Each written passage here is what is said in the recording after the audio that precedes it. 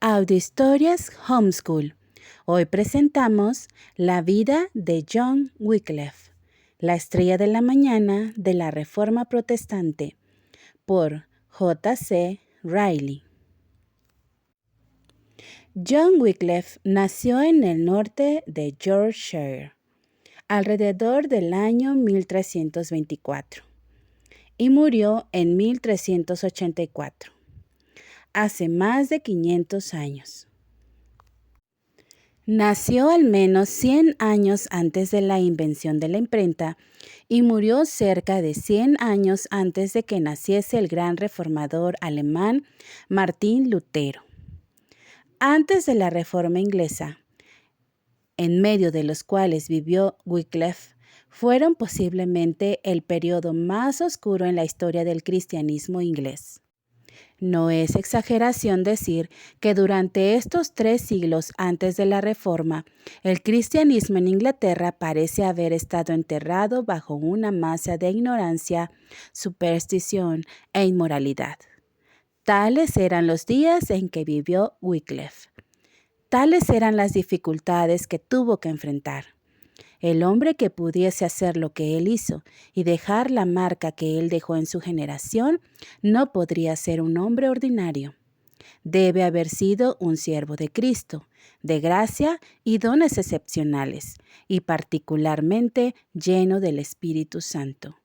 Es un hombre digno de todo honor y hacemos bien en recordarlo. No sabemos nada de su educación temprana y sus primeros maestros. Entonces, ¿cómo obtuvo sus sanas perspectivas teológicas? En todo esto, lo que sabemos es poco o nada. Sin embargo, deberíamos recordar con gratitud que Wycliffe fue uno de los primeros ingleses que defendieron la suficiencia y supremacía de las Sagradas Escrituras como la única regla de fe y práctica. La Biblia es primordial en todo lo que dejó.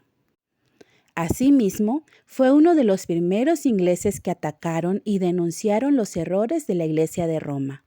Errores como el sacrificio de la misa y la transubstanciación, la ignorancia e inmoralidad del sacerdocio, la tiranía de la sede de Roma, la inutilidad de confiar en otros mediadores aparte de Cristo, la peligrosa tendencia del confesionario. Todas estas y otras doctrinas similares se verán expuestas incansablemente en sus escritos. Fue un reformador protestante exhaustivo, un siglo y medio antes de la Reforma. También recordemos con gratitud que Wycliffe revivió la ordenanza apostólica de la predicación. Los cultos diarios sin sermones podrán complacer y edificar a unos cuantos creyentes, pero jamás alcanzarán, llamarán, atraerán o captarán a la gran masa de la humanidad.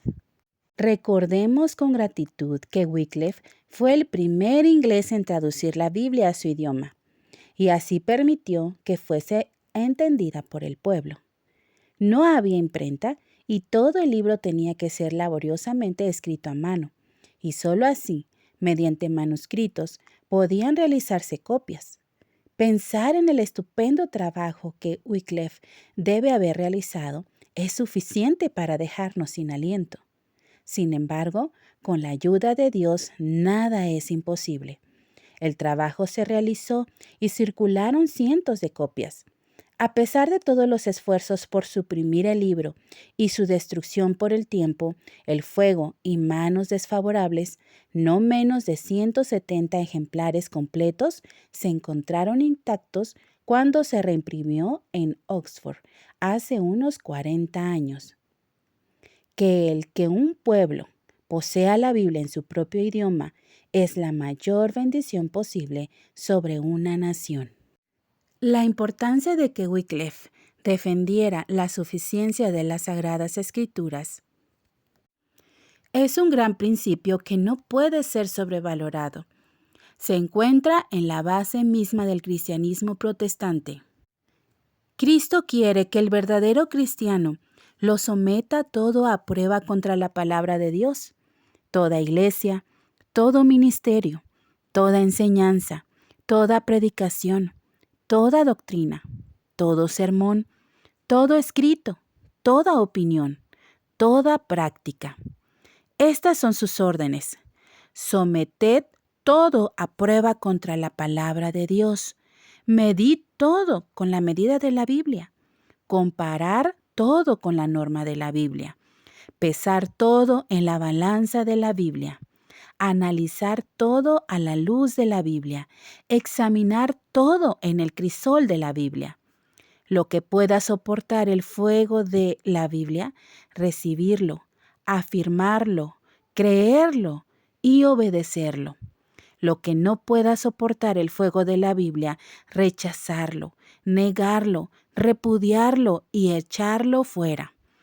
Esta es la norma que Wycliffe levantó en Inglaterra. Esta es la bandera que clavó en el mástil. Nunca debe bajarse.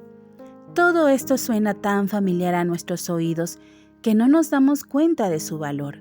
500 años atrás, el hombre que asumía esta postura era un hombre audaz y se paraba solo. No olvidemos nunca que uno de los primeros en pararse firme sobre este principio fue John Wycliffe. Mientras tenga aliento, mientras viva, hablaré y defenderé la palabra de Dios con mi propia vida. Estoy dispuesto a defender lo que creo aún a costa de mi propia vida.